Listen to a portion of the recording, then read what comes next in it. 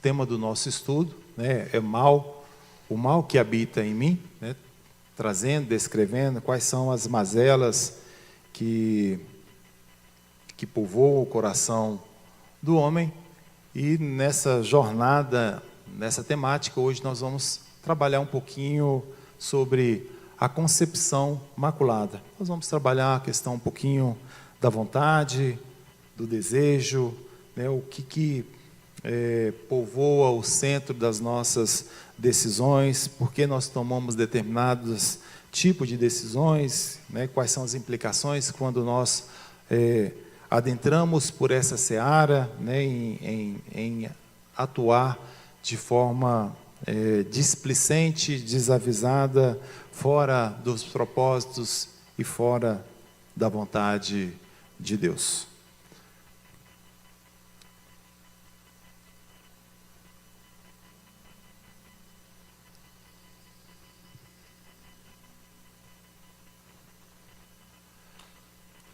Lord Byron, ele tem uma definição muito interessante sobre o consentimento.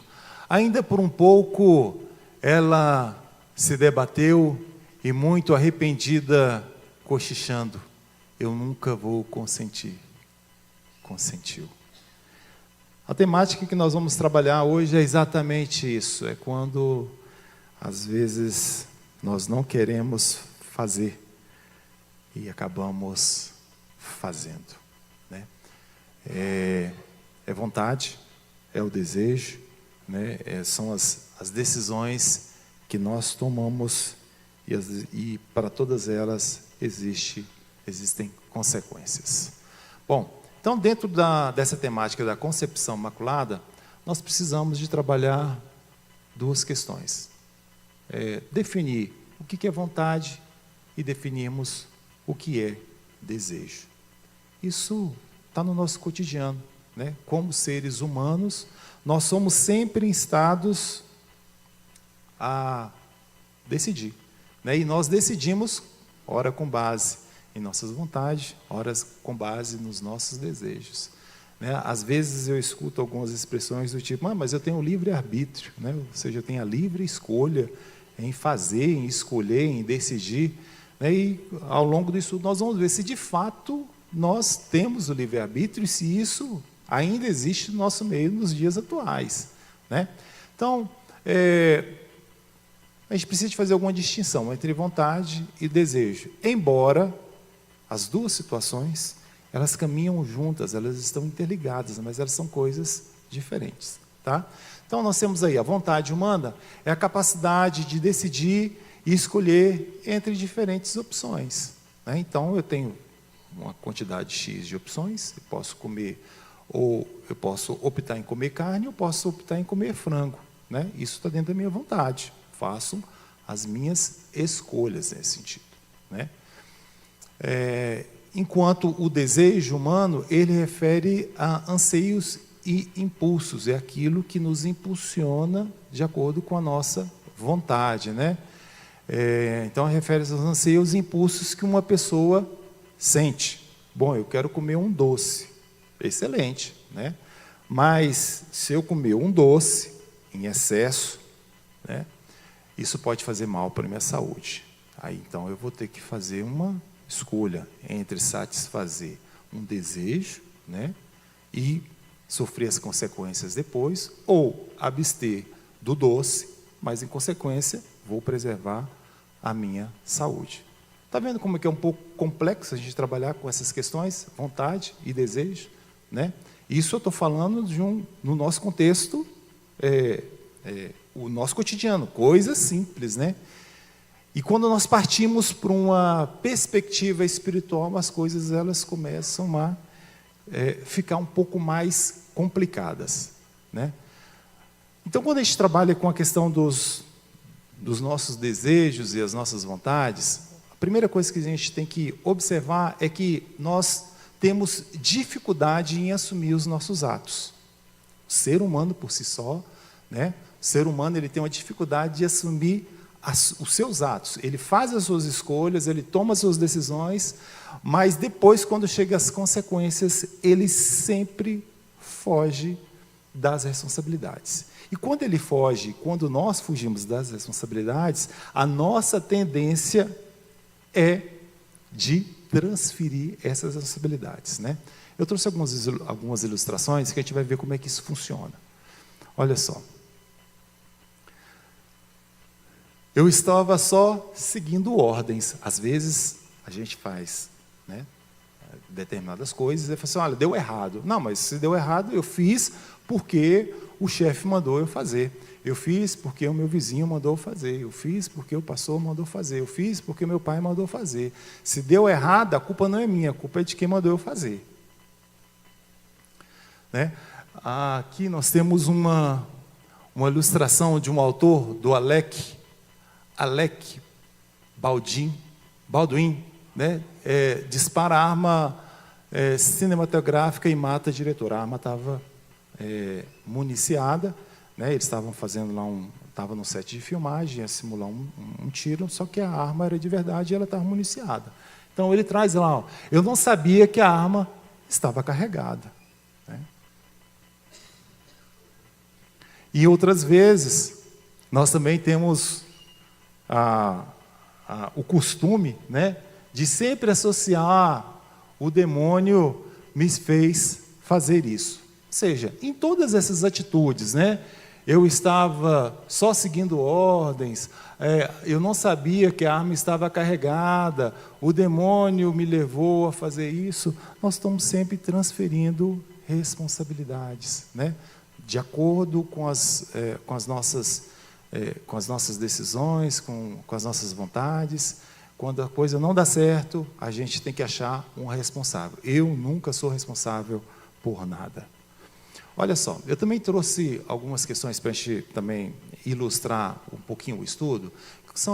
Eu trouxe alguns crimes que, né, foram divulgados e foram bem trabalhados aí na mídia, e aí a gente vai ver quais são as desculpas que os criminosos apresentaram diante das suas condutas. Né? Aqui nós temos um primeiro crime, esse aqui é do caso Marielle. Né? O ex-policial, Rony Lessa, ele diz o seguinte, que se deixou levar por ganância ao aceitar proposta para matar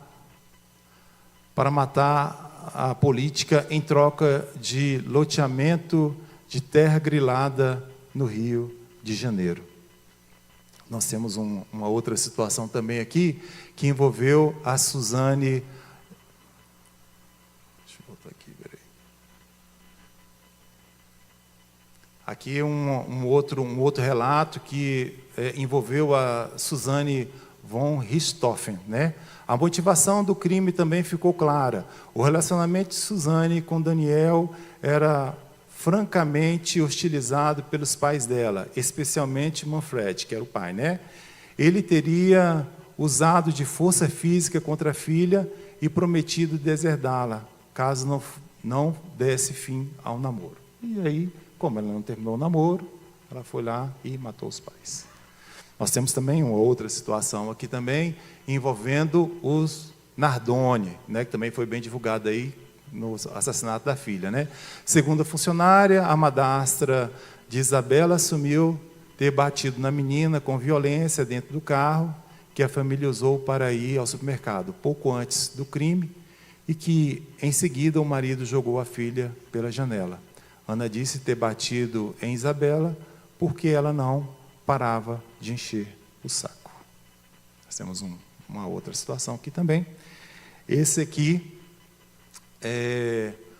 um crime também, né? Ficou muito conhecido aí nos anos de 1980, que foi o assassinato do John Lennon, né? E o assassino, ele diz o seguinte: eu matei por não ter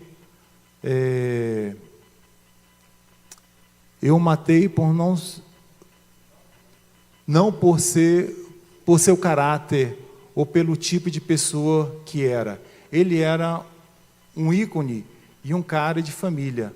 Era alguém que já falava de coisas sobre as quais agora podemos falar a respeito, o que é ótimo. Descreveu Chapman eu o matei porque ele era muito, muito famoso. É a única razão. Eu estava sendo muito egoísta. Pensei buscando minha glória própria. Então, todas essas ilustrações que eu trouxe foi para mostrar para você que em nenhum momento nós vamos ver uma assunção de responsabilidade. Mas a gente vai sempre transferindo essas responsabilidades para um terceiro, né? Dentro das nossas escolhas, dentro das nossas decisões. Vamos para um contexto bíblico para ver como é que isso funciona. Olha lá. Bom, nós temos uma origem para tudo isso. Isso não começou de agora, isso não é de hoje, isso não é contemporâneo, né? Isso está lá desde a Gênese. Desde a Gênesis, né? Desde a criação do homem, desde a queda do homem. Vamos ver como é que começa isso, né? Bom, primeiro nós tínhamos um mandamento, né? Deus cria o universo, cria o mundo, faz o homem, faz a mulher, coloca ele no jardim do Éden, e aí quando ele coloca no jardim do Éden, ele fala assim, olha, existe um mandamento que vocês vão ter que perseguir por esse mandamento. Olha só. Qual é o mandamento? Lá em Gênesis 2, 16 e 17. De toda árvore do jardim comerás livremente, né?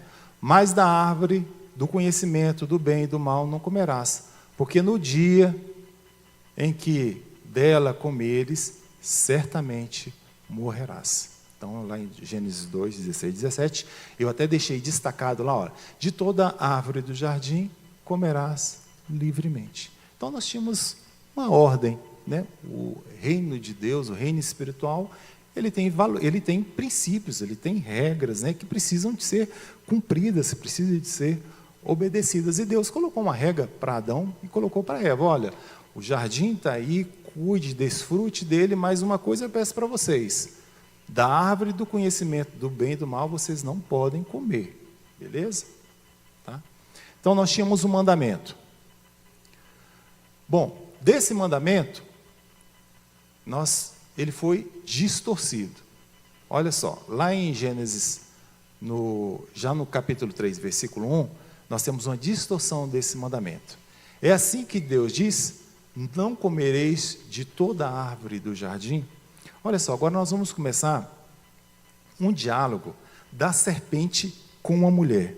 Interessante, quando o capítulo 3, o versículo 1, ele é aberto, ele começa da seguinte forma, mas a serpente mais sagaz. Então a serpente, ela, de uma forma esperta, de uma forma astuta, né?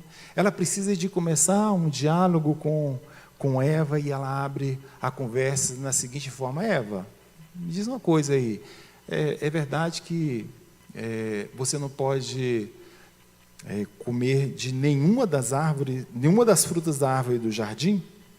Aí ela pegou a Eva pelo caminho. Então ela já começa a distorcer o mandamento de Deus, né? Na verdade, se a gente olhar no capítulo 2, 16 e 17, a única ordem que Deus dá é para que não toque, para que não coma da árvore do bem e do mal. As demais tinham essa liberdade. A serpente, ela já vem com ela já vem ardilosa, ela já vem com um discurso totalmente diferente, distorcendo o mandamento. É assim que Deus disse, não comereis de toda a árvore do jardim. Então ela já mostra um engano aí. Se a gente for olhar, fake news, ela começa aqui. O pessoal hoje começa a falar de fake news e, né, combate a desinformação. Então, a fake news, ela surge exatamente nesse aspecto aí. Olha aí, ó, a fake news surgindo aí, né? Que não é verdade, né? Deus deu uma ordem só em relação à árvore do bem e do mal, os frutos da árvore do bem e do mal. Bom, e aí nós vamos ter um equívoco na interpretação do mandamento, né? Aí a Eva fala assim, ó, dele não comereis, nem tocareis nele. Aí nós também estamos vendo que existe um equívoco na interpretação do mandamento, né? Deus pede para não comer da árvore do conhecimento do bem e do mal. A serpente diz que, olha assim, ó, a serpente diz que não pode comer de árvore nenhuma, fruto de nenhuma das árvores do jardim. Aí depois vem Eva e ela faz um equívoco de interpretação. Não posso nem tocar, né, nenhum dos frutos da árvore. E aí, nós temos uma contradição ao mandamento. É certo que não morrereis, em Gênesis 3:4. Mas do fruto da árvore que está no meio do jardim, disse Deus, dele não comereis, nem tocareis nele, para que não morrais. Então aí, no 3, o 4, então nós vamos ver uma contradição ao mandamento. Porque o mandamento era, se comer, vai morrer. Né? E aí a serpente fala, não, pode comer, vai tranquilo, viu? Você não vai morrer, você vai... Aí ele abre o discurso, né, que você vai abrirão os seus olhos, vocês conhecerão do bem e do mal, conhecerão o bem, conhecerão o mal. Aí a mulher, vendo que o fruto da árvore era agradável aos olhos, era desejável para dar entendimento, tomou do fruto e comeu. Então, aí nós vamos ver a vontade, né? Olha o que diz o 3,16. Vendo a mulher que a árvore era boa para comer, agradável aos olhos, e árvore desejável para entendimento, tomou-lhe do fruto e comeu, e deu também ao seu marido, e ele comeu. A vontade, né? De comer, né? Aquilo que agradava os olhos, aquilo que era desejável para dar entendimento, né? Cresceu no coração de Eva, Eva achou que era bom, e ela resolveu pagar o preço. Né? Também não dá para a gente dizer que Adão era inocente, que ele não sabia. O texto, ele deixa claro que ele também estava presente, ele também viu o diálogo, ele também não tomou nenhuma atitude, não tomou nenhuma providência, e comeu do fruto da árvore, do bem e do mal, com a sua mulher. O que a gente precisa de destacar nessa questão quais são os desejos do seu coração? Quais são os desejos do nosso coração? Né? Então, a queda, ela começa de uma vontade, né? A vontade daquilo que era agradável, aquilo que agradava aos olhos, aquilo que era desejável, o desejo de que o entendimento e o conhecimento, de forma equivocada, como a serpente apresentou, seduziu a mulher, seduziu o homem, viu que era bom, e optaram, aí eles optaram em transgredir o mandamento de Deus. Aqui sim, nós podemos falar em livre-arbítrio. Até neste momento nós tínhamos o homem tinha o livre-arbítrio, a escolha, né, em pecar ou não pecar. Ela poderia ter falado, não, olha, Deus falou para a gente não comer do fruto, do conhecimento, do bem e do mal. Mas eles optaram. Então, quando eles optaram, eles utilizaram, né, eles, vamos dizer, queimaram o cartucho em relação ao livre-arbítrio. A escolha estava exatamente nesse momento aí. Nesse momento, ela poderia ter optado em não consumir do fruto do bem e do mal. Então, a partir daí, a partir do momento que o ato é consumido, nós vamos ver a degradação completa da humanidade. Né? A humanidade, o homem, ele cai em desgraça exatamente nesse ponto. E a partir daí, ele já não tem mais o livre-arbítrio. Nós hoje não temos mais a escolha de dizer, eu não vou pecar ou eu vou pecar. Nós somos pecadores, a nossa natureza ela é pecaminosa. A gente pode ter a decisão em não dar vazão aos desejos e aos anseios da carne provenientes da nossa queda. Isso a gente devemos fazer, devemos buscar, e Cristo veio para nos ajudar nessa questão. O Espírito Santo traz o convencimento, né? O sacrifício de Cristo Jesus nos perdoa, mas hoje nós não temos mais o poder da escolha, né? A nossa vontade ela foi maculada exatamente porque nós desobedecemos, os nossos pais desobedeceram o mandamento do Senhor. E aí, como todo pecado, né, toda transgressão tem consequências, né? Abriram-se então os olhos de ambos e, percebendo que estavam nus, coseram folhas de figueiras e fizeram cintas para si, né? Então, a partir deste momento, a gente continuar lendo o livro, a gente vai ver que tiveram medo, fugiram da presença de Deus, Deus vai atrás, né? Nós vamos ver a tentativa do homem cobrir a sua vergonha, e aí cai por terra, porque quando ele faz isso,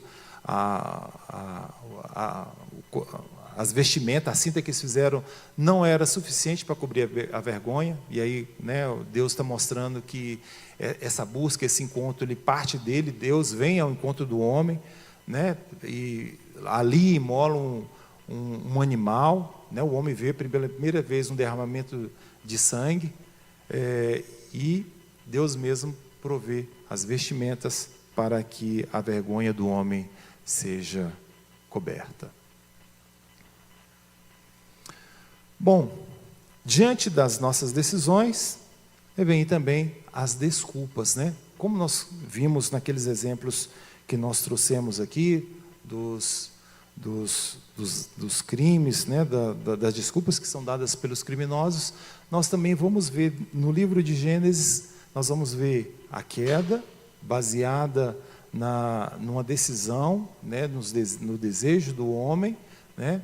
Em descumprir o mandamento de Deus, e não poderia deixar de ser, e aí que nós vamos ver a origem, né? Vão vir as desculpas. O erro sempre vai vir acompanhado de desculpas, né? Nós nunca vamos admitir o nosso erro, assim, olha, eu errei porque eu fui relapso, ou eu fui negligente, ou eu fui omisso. Não, eu errei porque A, B, C, D contribuiu para o meu erro. Então nós vamos ver também aqui, em Gênesis, a origem das desculpas, né? Então vai lá, então Deus desce e pergunta, né? Perguntou-lhe Deus: quem te fez saber que estavas nu? Comeste da árvore de que ordenei que não comesse? Então disse o homem: a mulher que me deste por esposa, ela me deu da árvore e eu comi. Disse o Senhor Deus à mulher: que é isso que fizeste? Respondeu a mulher: a serpente me enganou e eu comi. Então, ou seja, ninguém assumiu responsabilidade, né? Tomaram uma decisão contrária à vontade de Deus, contrária ao mandamento de Deus, né? Não assumiram, né? Tiveram confronto com Deus, e na hora do acerto de contas, ninguém se responsabilizou por nada, né? A única pessoa, a gente pode dizer o único que de certa forma ficou calado nessa história foi a serpente, né? A mulher, o homem culpa a mulher culpa a serpente fica calada.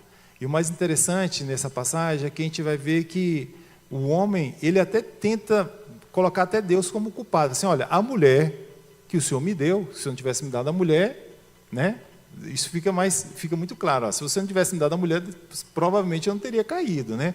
Mas ele ainda traz isso, assim, olha, a sua criação ela não é tão perfeita, não é perfeita, né? Mas o que a gente deve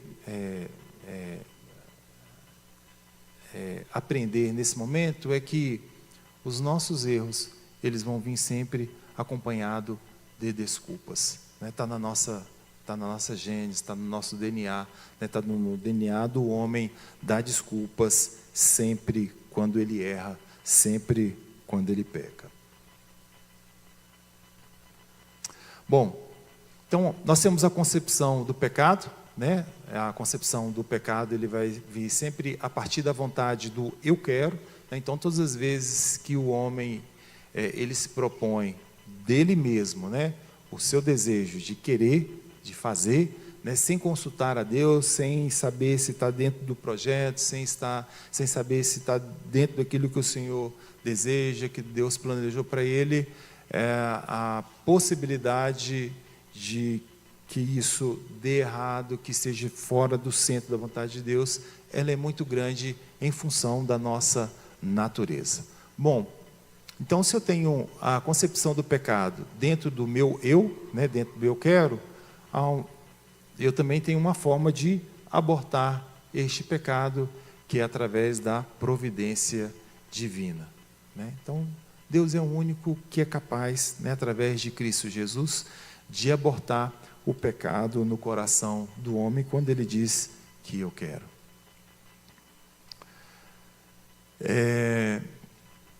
Dentro dessa concepção do pecado, tem uma passagem muito forte e que nos chama a atenção, que é lá em Gênesis 4:7, quando Abel e Caim vão oferecer uma oferta a Deus. Então, a oferta de Caim não agrada a Deus. Caim fica assim meio chateado, meio aborrecido, o semblante fica descaído e tal. E aí Deus chega para ele, tem uma conversa com ele: olha, o Caim, se procederes bem, não é certo que será aceito. Se todavia procederes mal, eis que o pecado jaz à porta. O seu desejo será contra ti, mas a ti cumpre dominá-lo. Então, é importante e é interessante essa passagem em Gênesis 4:7, sobre o mal, né, o pecado, né, sempre à porta. O pecado sempre está à porta, jaz à porta. E ele fala assim: olha, cabe você dominá-lo, né? Cabe você resistir ao pecado, né? Cabe você buscar fazer diferente, né? Nós estamos falando aqui, não que a oferta de Caim foi uma oferta muito boa, não, mas é a disposição do coração, né? Nós estamos falando de oferta, e quando a gente fala de oferta, a gente fala em disposição do coração. E a disposição do coração de Abel era de agradar mesmo a Deus, já de Caim não era. Ele fez, a tendência é que Caim estava fazendo a coisa de qualquer jeito, a toque de caixa, vai lá, né, recebe aí de qualquer jeito. E Deus chama Caim e fala assim: Caim, não é assim, né? Quero que você seja mais zeloso, seja mais cuidadoso, né? Cuide mais, olhe para seu coração, né? Sonde o seu coração, né? Domine isso essa forma que você está fazendo de entregar de qualquer jeito, né? Domine esse seu impulso, domine esse ímpeto, domine o desejo, né? E me entregue o melhor que você tem. Então, Deus traz aí uma orientação que encontra um bom lugar no nosso caminho nos dias de hoje. Cumpre a nós dominá-lo. O pecado sempre está à nossa porta, ele vai sempre bater a porta, ele está sempre presente. Quando a gente lê a questão, o diálogo de Eva com a serpente, eu fico a imaginar se Eva não tivesse dialogado com a serpente, se ela tivesse cortado a conversa ali no primeiro momento, né? E aí, Eva, é verdade que você não pode comer nenhuma dessas árvores aqui, nenhum desses frutos? Se Eva tivesse virado as costas e ido embora, como é que seria, né? Só que ela não fez isso. Ela flertou com o mal. Ela flertou com o perigo.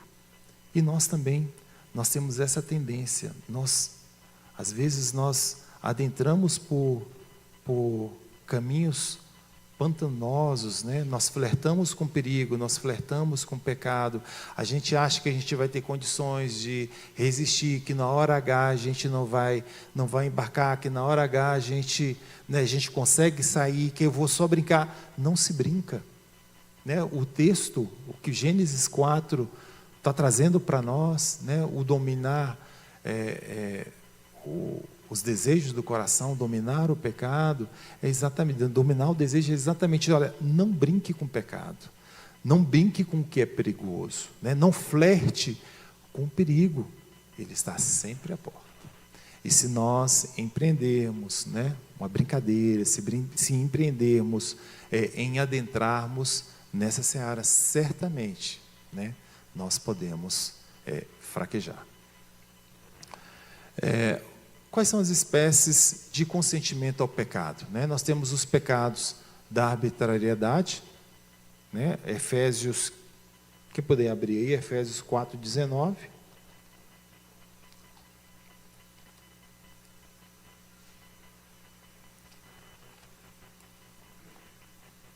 Quem achou pode ler, Efésios 4:19.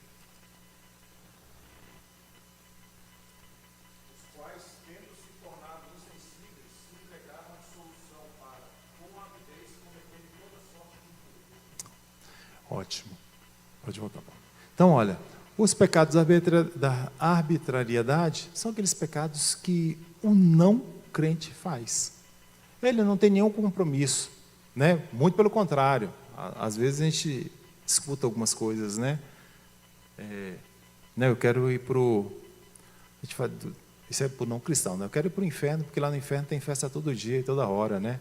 Tem churrasco, tem cerveja, tem isso, tem aquilo, tem bebida e tal. Então, o não crente, ele peca, ele não está nem aí, ele não tem nenhuma reserva em fazer isso. Muito pelo contrário, né? Ele não se sente constrangido em pecar, ele não se sente constrangido em afrontar a Deus, em afrontar os seus mandamentos. A isso que nós chamamos de pecado, os pecados da arbitrariedade, que está exposta em Efésios 4:19, ou seja, é o pecado deliberado, sem peso de consciência, a gente pode dizer assim, sem compromisso com Deus. E nós também temos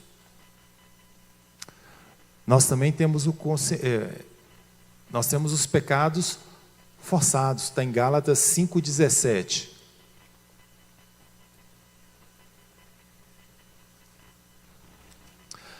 Porque a carne milita contra o espírito contra a carne, porque são opostos entre si, para que não façais que, porventura, seja do vosso querer. Então, os pecados forçados, né, que aí está em Gálatas 5:17, são o compromisso do crente, né? O crente, ele vive numa batalha, né? A batalha entre a carne e o espírito. A carne quer, a carne pede, e o espírito não vai, não pode, né? Evite, seja forte, né? Vou te dar coragem, vou te fortalecer. E o crente, ele não vive em pecado deliberado, né? E aí a gente vai falar assim, mas o crente pode perder a salvação porque pecou, né? Aí a gente vai entrar, olha, nós somos salvos, né, para não pecar, para não viver uma vida dissoluta, né? Aquele que se diz crente e vive uma vida dissoluta, é importante ele fazer e reconsiderar a sua vida, né? Mas o crente, né, Cristo Jesus lavado, né, que crucificou a sua carne na morte de Cristo, ele não vive uma vida de pecado, né, conforme exposta em Gálatas 5:17, os pecados forçados, né? Está dentro dessa batalha, né, entre carne e espírito, e certamente o espírito o ajuda nessa batalha.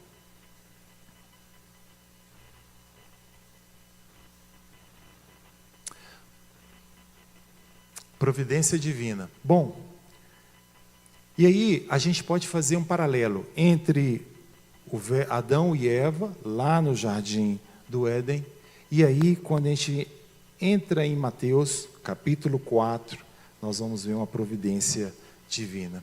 Enquanto lá no jardim do Éden, né, Adão e Eva, eles de forma deliberada, né, equivocada, cedeu à tentação, cedeu aos seus desejos, nós vamos ver lá em Mateus, no capítulo 4, a partir do versículo 1, né, nós vamos ver Jesus sendo levado pelo Espírito ao deserto para ser tentado pelo diabo. Interessante que lá em Gênesis nós vamos ver o homem no jardim do Éden, desfrutando das delícias de Deus, né, no paraíso, e mesmo assim eles optaram em desobedecer a Deus e caíram em desgraça.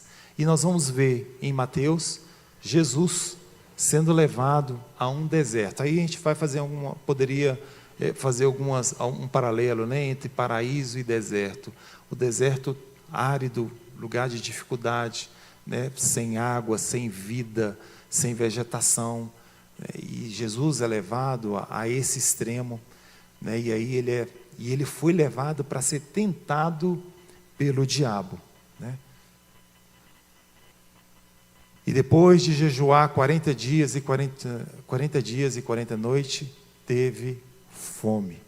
Então, olha, todas as condições de Jesus eram severas, né? No deserto, jejuou 40 dias, 40 noites, teve fome. E aí, ao final desse período, vem o tentador, aproxima-se de Jesus e diz: se és filho de Deus, mande que essas pedras transformem em pães. Imagine só, ser 40 dias, 40 noites, com fome, no deserto, e aí Satanás, ele chega e fala assim: olha, se você é filho de Deus, né, ele ainda traz uma dúvida, né? Será mesmo que você é filho de Deus? Se você for filho de Deus, manda que essas pedras se transformem em pães, né? Quando eu leio essa passagem, às vezes eu fico refletindo, por que Satanás não trouxe o pão e deu para Jesus? Ele poderia ter feito isso, né? Feito uma cesta de pães, né? Colocado ali um presunto, uma sardinha, estava numa coca bem geladinha para ele, assim: ó, Jesus aí, ó, está com fome, come, né? Mas não, ele vai atentar aqui para dizer assim: olha, acho que você não é filho de Deus. Se você for filho de Deus, você vai pegar e vai mandar transformar essas pedras aí em pães. Mas, enfim, o que eu quero demonstrar e que deve ficar claro para nós é que Cristo, né, ele resgata o que nós perdemos, o que o homem perdeu no jardim do Éden, que é a comunhão com o Pai, né? Então, nós vamos ver que, a despeito, né, de forma completamente adversa do que aconteceu no jardim do Éden, Cristo no deserto, depois de jejuar 40 dias, 40 noites, a despeito de ter fome, né, ele vai combater Satanás, né, dizer que não só de pão vive o homem, mas de toda palavra que procede de Deus. E depois ele vai levar Jesus a um pináculo e pede: olha, se você é filho de Deus, peça para que os anjos te amparem, né? Ele vai mostrar poder, riqueza, vai oferecer para Jesus. Jesus, né, vai resistir todos os intentos de Satanás. No jardim do Éden, o homem é tentado uma única vez no único fruto. Aqui, em Mateus, o Jesus, o novo Adão, ele é tentado, né? O Satanás tenta 3 investidas e todas as 3 investidas, elas são fracassadas. Então Jesus, né, ele vem nos mostrar e vem nos encorajar a ter uma vida diferente com ele, né? É possível vencermos o pecado, né? É possível da nossa vontade ser transformada através do poder transformador da graça e do poder de Deus. Pois não faço o que prefiro, e sim o que detesto. Romanos 7, versículo 15, né? A gente tem, muitas vezes a gente fala: não quero pecar, não vou fazer, vou ter uma vida reta, vou ter uma vida de santidade, mas vira e mexe, a gente acaba caindo, né? Então, isso aí mostra como o nosso desejo, como as nossas vontades, como as nossas opções, elas estão contaminadas pelo pecado, né? Então, o que prefiro fazer, o que eu quero fazer, eu não faço, e sim o que detesto, né? Aquilo que eu não é proposto para que eu faça. Que nós tenhamos a disposição no nosso coração de buscar em Deus cada dia mais, fazer a vontade dEle, buscar a sua vontade, buscar a sua orientação, que a nossa vontade esteja sempre na vontade de Deus, que o nosso desejo esteja sempre no desejo de Deus, para que nós não venhamos a tomar decisões equivocadas em função da nossa natureza pecaminosa. Vamos orar? Deus amado, Deus bendito, nós te agradecemos por essa noite, pelo estudo. Pedimos a Deus que o Senhor siga com cada um de nós, ó Pai, nos ajudando, fortalecendo o nosso coração, ó Pai, de forma que nós não venhamos, ó Deus, a dar vazão aos nossos desejos, às nossas vontades que estão contaminadas pelo pecado, mas que habite ricamente em nosso coração, no centro da nossa vida, ó Deus, a Tua vontade, ó Deus, o Teu desejo, ó Pai. É o que nós pedimos nessa noite, é o que pedimos para a Tua igreja, ó Deus, a começar em nós, a começar na primeira igreja de Sobradinho, ó Deus, o mover do Teu Santo Espírito, ó Pai, no sentido de que aqui, ó Deus, congregue homens e mulheres, crianças, jovens, adultos, ó Deus, que buscam a fazer a Tua vontade, que estejam no centro do Teu querer, ó Pai. Leva-nos para os nossos lares, dê-nos, ó Deus, uma noite de descanso, de refrigério, ó Pai, que o Senhor continue falando e ministrando os nossos corações. Assim agradecemos a Ti, em nome de Jesus. Amém. Amém. Está encerrado o estudo. Deus os abençoe. Nos encontramos no domingo, se Deus quiser.